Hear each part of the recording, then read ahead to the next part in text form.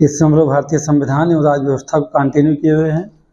भारतीय संविधान राज्य व्यवस्था में जो इसमें पार्ट है पार्ट सिक्स यानी कि राज्य की कार्यपालिका, उसमें हम क्या पढ़ रहे हैं? राज्यपाल की बात कर रहे हैं। राज्यपाल के संबंध में जो सामान्य उपबंध है संविधान में, या कहा जाए कि राज्यपाल का जो एक सामान्य परिचय या सामान्य जानकारी, हम लोग उस पर चर्चा कर चुके हैं। आज हम बात करने वाले हैं किस पर? जो राज्यपाल की कार्य एवं शक्तियाँ हैं उसी इसमें चर्चा हो रही है। तो राज्यपाल की कार्य एवं शक्तियों में कुछ उसके जो शक्तियाँ हैं वह स्वविवेकीय शक्तियाँ हैं, और स्वविवेकीय शक्तियों में आपको हम बता दें कि मेंस में सवाल बनता पूछा भी गया है। चाहे यूपीएससी का मेंस आप दे रहे हो और चाहे यूपीपीएससी का आप मेंस दे रहे हो, है ना, या किसी स्टेट पीसीएस की बात की जाए, यूपीपीएससी की बात किया जाए, बिहार, एमपी, जहाँ पर भी जीएस डिस्क्रिप्टिव मोड पर है वो GS2 ही रहता है।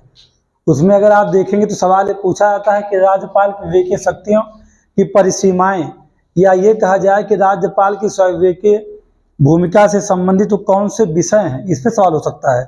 तो उसको हम लोगों ने एक डायग्राम के थ्रू समझने का हम प्रयास करेंगे। जैसे मान लीजिए राज्यपाल की स्वविवेकीय शक्तियों पर सीधा सवाल एग्जाम में आ जाए तो आपको क्या होना चाहिए? भूमिका परिचय। हम इसे रखते नहीं, हम भूमिका को हटा देते, लेकिन हम क्यों रख रहे हैं? कुछ लोगों की वजह से मजबूर होके हम भूमिका को रखे हुए, हम रखते नहीं, हम आप पे छोड़ देते कि आप लोग खुद लिखिए। लेकिन एक आध लोग ऐसे होते जो कहते गुरुजी भूमिका भी लिखवा दीजिए ना, अभी थोड़ी बात कहते कि हाँ भूमिका आप नहीं लिखवा रहे हैं, तो हाँ भूमिका क्या लिखें इसमें? तो भूमिका पहले आपको पता होना चाहिए 2-4-10 लाइन का। दूसरी बात, स्वविवेकीय शक्तियों का वर्गीकरण होना चाहिए। ये सीधा सवाल आपके मेंस में भी हो सकता है कि राज्यपाल की स्वविवेकीय शक्तियों को वर्गीकृत कीजिए, ऐसा भी सवाल आपके सामने आ सकता है। या राज्यपाल की स्वविवेकीय शक्तियों को वर्गीकृत करते हुए उस पर जो परिसीमा संदर्भित है उस पर चर्चा कीजिए, क्या सवाल है? ऐसे सवाल बनाए जाते हैं मेंस में। या जैसे क्या स्वविवेकी भूमिका से संबंधित विषय कौन कौन से हैं, कौन से ऐसे विषय हैं जिनमें राज्यपाल स्वविवेकीय शक्तियों का प्रयोग कर सकता है ना। दूसरी बात क्या है कि स्वविवेकी भूमिका के विवाद का समाधान कैसे होगा? क्या सभी बातें, मान लीजिए राज्यपाल कहीं ऐसा भी हो कि कह दिया मेरी स्वविवेकीय शक्ति है, यानी कि उसकी परिभाषा है, कभी स्वविवेकीय शक्तियों को लेकर विवाद हो तो उसका समाधान कैसे निकाला जाएगा? ये 3 सवाल यहाँ आपको मिलेंगे। और राज्यपाल की स्वविवेकीय शक्तियों का वर्गीकरण करते हुए उससे उत्पन्न जो विवाद हैं उन विवादों पर अपना सुझाव भी दीजिए। तो अंत में सुझाव का भी एक सवाल आपके एग्जाम में हो सकता है।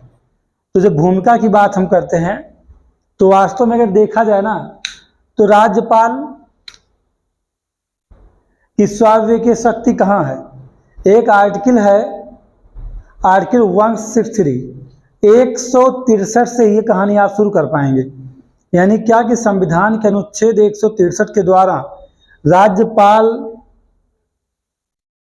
को अपने स्वविवेक से कार्य करने की शक्तियां दी गई हैं। और इस मामले में अगर देखा जाए तो राज्यपाल जो है बहुत ही शक्तिशाली हो जाता है या बहुत ही प्रभुत्वशाली हो जाता है। क्यों? स्वविवेकीय शक्तियां उसे संविधान द्वारा प्रदत्त होने के कारण।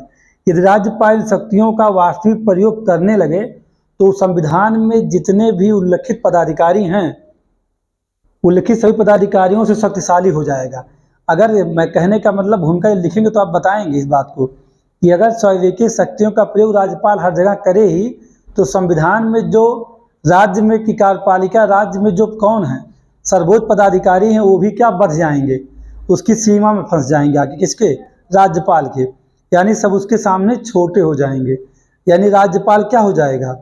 कह सकते हैं कि सर्वशक्तिशाली बन जाएगा। ऐसा इस प्रकार अगर देखा जाए तो राज्यपाल संवैधानिक रूप से तानाशाह बन सकता है। कहने का मतलब यही है, भूमिका में ही बताएंगे आप कि अगर राज्यपाल हर मामले में अपनी स्वविवेकीय शक्तियों का प्रयोग करना शुरू कर दे तो वास्तव में राज्य का संवैधानिक तानाशाह बन सकता है। और इसके ना बने तानाशाह, इसके लिए जो आर्टिकल 163 है इसमें क्लाज 1 और क्लाज 2 को समझना होता है।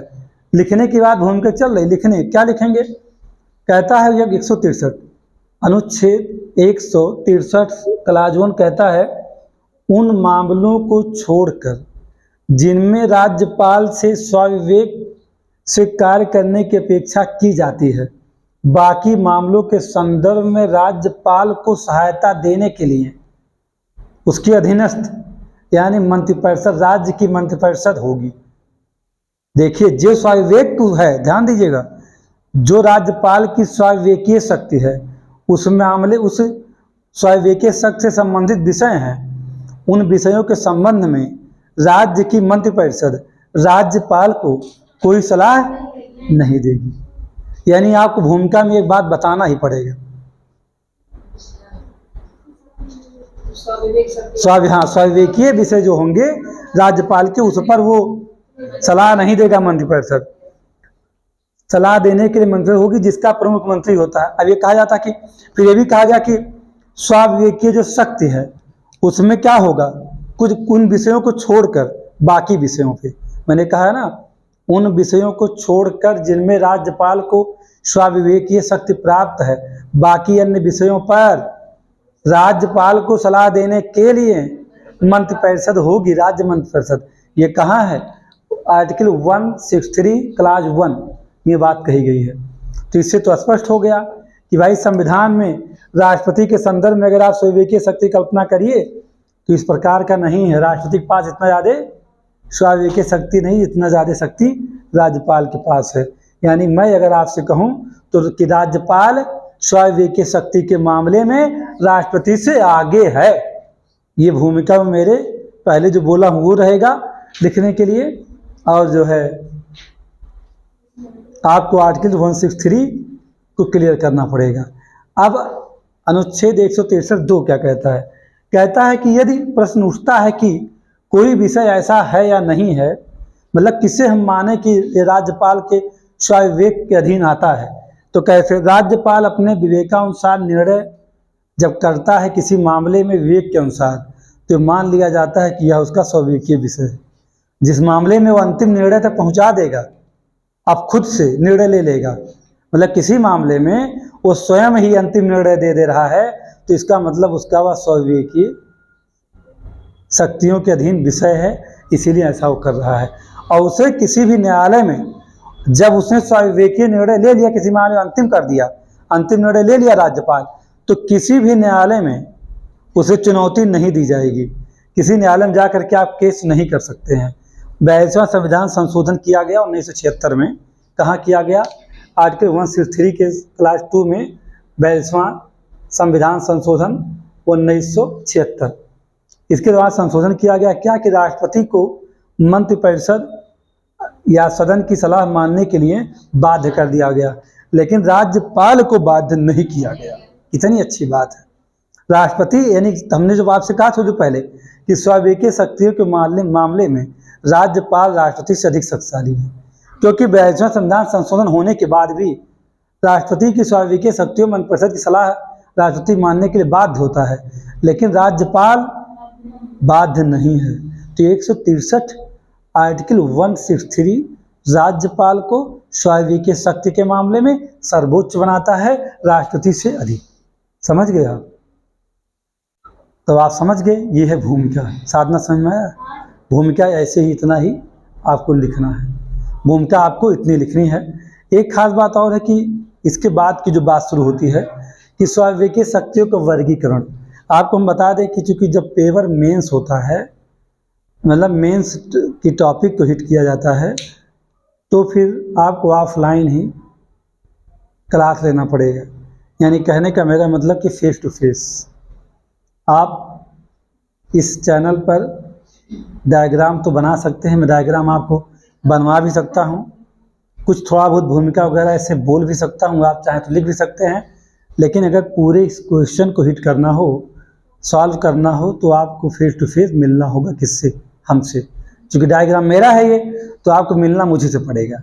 तो ये मैं कहूँ कि इस जो है आप जाएंगे ढूंढेंगे तो आप ढूंढिएगा नहीं, क्योंकि इसका आंसर ऑफलाइन ही मिलेगा, ऑनलाइन नहीं दिया जा सकता है। इसकी एक समस्या है कि मैं समझाता रहूँगा, आप समझ भी नहीं पाएंगे। ये समस्या दोनों बातें हैं कि अगर मैं कोशिश भी करूँ कहाँ चलिए मैं आपको इसको सॉल्व करवा के बाकायदा वहाँ आपके सामने रख दूँ, तो आप लिख भी नहीं सकते हैं। और अगर मान लीजिए आप लिख ले जाते हैं तो आप समझ नहीं पाएंगे। तो इसलिए आपसे इस बात के लिए मैं निवेदन करूंगा कि आप यदि मेंस ओरिएंटेड कैंडिडेट्स हैं तो आप मेंस की क्लास फेस टू फेस लीजिए, चाहे हमसे लीजिए, किसी से लीजिए, जहां आपको अच्छा लगे वहां ले सकते हैं। लेकिन आपको मेंस की अगर क्लास की बात होगी जब कि आप प्योर मेंस पढ़ना चाहते हैं, खासकर यूपीपीसीएस 2024 का मेंस और 2025 और यूपीएससी 2025 जिसे देना हो, 26 से देना हो, तो यूँ समझिएगा उसे मेंस पढ़ना चाहिए अभी से ही। जिसको 25 और 26 में देना है, चाहे यूपीएससी देना है, चाहे बीपीएससी ही देना हो, चाहे क्या कहते हैं यूपीपीएससी देना हो, कुछ भी देना, हाँ चाहे आपको यूकेपीएससी देना है, यानी 25-26 में यदि आपको एग्जाम देना है तो आपको वास्तव में मेंस ही पढ़ना चाहिए। अगर आप मेंस नहीं पढ़ते हैं तो आप प्री भी नहीं पास होंगे, मेंस का कोई मतलब ही नहीं है। जब प्री भी नहीं पास होंगे, क्योंकि मेंस रेडी नहीं रहेगा तो प्री भी पास करने में समस्या आएगी। तो ये मैंने कहा कि ये निवेदन इस बात की भाई कि देखिए जो पेपर मेंस का कंटेंट है वो आपको ऑनलाइन अवेलेबल नहीं किया जा सकता है। बहुत सारी ऐसी बातें होंगी जो छूट जाएंगी। इसलिए अगर आप मेंस की क्लास चाहते हो तो आप डिस्क्रिप्शन में जाइएगा, वह एक नंबर मिलेगा आपको, टेलीग्राम ज्वाइन करिए या उस नंबर पे कॉल करिए, संपर्क कर सकते हैं। धन्यवाद।